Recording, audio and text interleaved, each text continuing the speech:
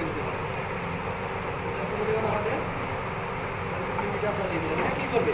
নিচের গোড়া এবং শরীরের গোড়া পর্যাপ্ত পরিমাণ আমরা সানলাইট পাবো। যেহেতু এটা আমাদের কালারটা করতে হবে।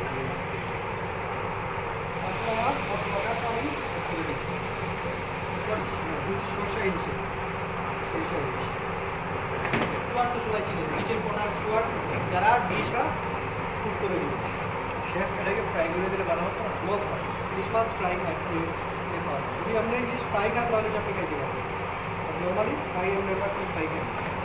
ইলিশটা আমাদের সিস্টেম হলো সুগারের কাজ কি এখানে মিষ্টি মিষ্টি করা আমাদের মনোসোডিয়াম গ্লুটামেট বা টেস্টিং সল্ট আমি মতো ইউজ করি, সেটার কাজটা আমার যদি দিই তখন